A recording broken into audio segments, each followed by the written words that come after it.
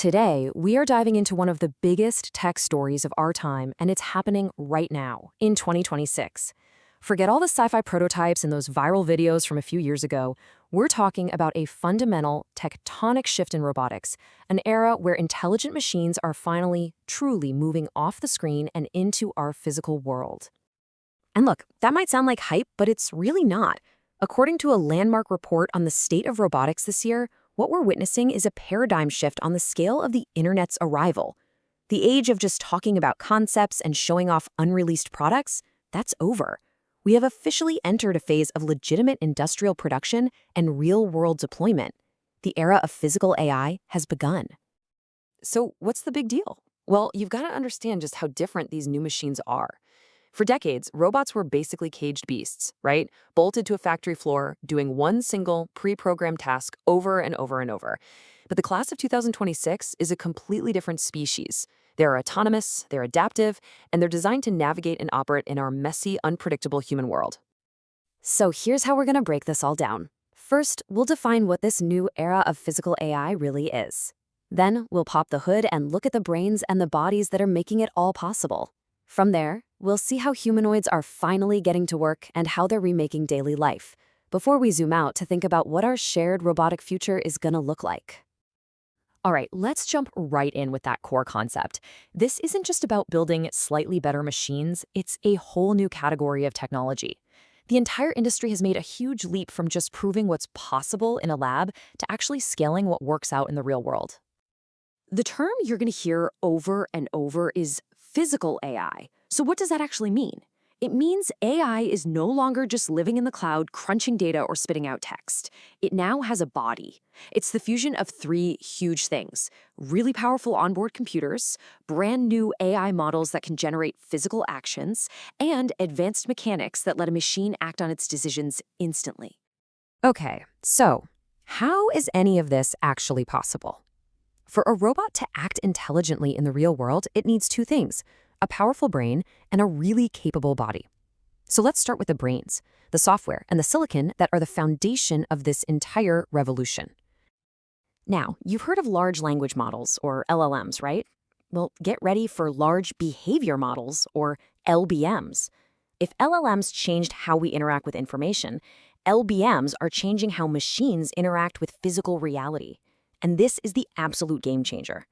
These models allow a robot to learn really complex, contact-rich tasks. Think loading a dishwasher or assembling electronics, just by watching a human do it a few dozen times. And this is probably the best way to think about it. You know how ChatGPT looks at a sentence and just predicts the most likely next word? Well, an LBM does the exact same thing, but for the physical world. It looks at a situation, say a messy table, and it predicts the most likely sequence of physical actions needed to clean it up. It actually generates about 1.6 seconds of future movement at a time to make sure everything is smooth and natural. But that incredible software needs equally incredible hardware. I mean, a robot can't wait for a signal from some server halfway across the country to decide its next move. It has to think on its feet. And that's why we're seeing this new silicon arms race. Companies like NVIDIA are building chips specifically for these agentic workloads, which is just a fancy way of saying the robot can make complex decisions on its own, right then and there with zero delay. But there's always a catch, right? A brilliant brain is completely useless if the body runs out of juice after just an hour. And for the longest time, energy has been the single biggest bottleneck holding robotics back. You know, even in early 2026, most humanoids still only have a runtime of about 2 to 4 hours. And this is where the other half of the hardware revolution comes in. Solid-state batteries are finally becoming a real thing for robotics. We're talking a massive 60% jump in energy density. And they're extremely safe. No risk of fire, no risk of leaks. This is the key that's unlocking a full day's work for these new robots. So, you've got powerful brains, and you've got long-lasting bodies. Now what? Well, now we're seeing the most visible symbol of this whole revolution. The bipedal humanoid robot finally make the leap from a cool science project to a legitimate industrial tool. And you simply can't have this conversation without talking about Tesla. Just like they did with electric cars, their whole strategy is about mass production. The goal is to make the humanoid robot an accessible mass-market product that could eventually be in factories, businesses, and maybe even our homes. I mean, just look at these numbers. They are absolutely wild. They want to produce 100,000 Optimus units this year alone, and they've already got over 1,000 working in their own factories. With these incredibly dexterous hands and a price target of around 20 grand, they are betting big that they can make humanoid robots a common sight and fast. But then on the complete other end of the spectrum, you have the OG, Boston Dynamics. Their bet isn't on mass market scale. No, they are focused on creating the ultimate high-performance industrial machine, a true robotic athlete for the absolute most demanding jobs out there. And wow, what a machine it is. The new electric Atlas is an absolute beast. Its joints can rotate in ways a human body literally can't, and it can lift over 100 pounds.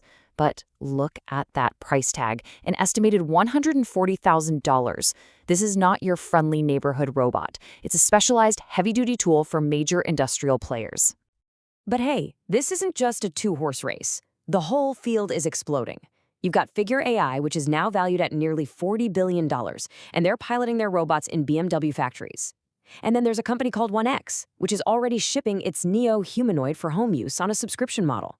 The market is diversifying really, really fast. Okay, so beyond the factory floor, how is all this blue-collar AI actually changing our world? Let's look at a couple of key industries where you can already feel the impact today, in 2026. Agriculture has been quietly revolutionized. Take a machine like the laser weeder. It uses dozens of GPUs and high-powered lasers to identify and literally zap weeds, which gets rid of the need for herbicides.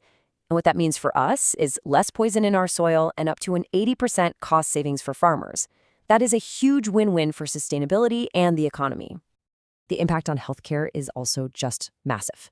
I mean, the market's already worth nearly $19 billion, and it's growing like crazy because robots are filling these critical gaps. In hospitals, they're handling logistics, delivering medications and supplies, which frees up nurses to focus on patients. And in places like Kenya and Rwanda, drone delivery networks are literally saving lives by getting blood and vaccines to remote areas in just minutes. So, when you have these machines moving out of their cages and into our shared spaces, it forces us to ask some pretty big questions, right? We're basically having to write a whole new rulebook for this new reality. And what's fascinating is how quickly society is starting to adapt. You know, safety standards no longer just ask if a robot is safe, but if the whole application is safe. Major economies are overhauling their labor laws. And maybe most importantly, we're seeing these amazing educational initiatives, like the DigiEye bus in Nairobi. It's a mobile classroom bringing hands-on robotics training to kids to prepare them for this new world. But we do need to keep our feet on the ground here. This is a crucial note of skepticism from Rodney Brooks, who is one of the godfathers of the entire field.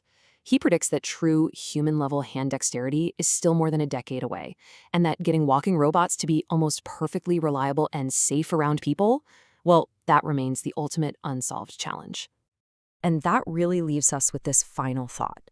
From the flower farms of Kenya to the factories of Texas, this phase change is undeniable. Physical AI is here. That debate is over. The only question that's left is the one we all have to answer together. How are we going to choose to live alongside them?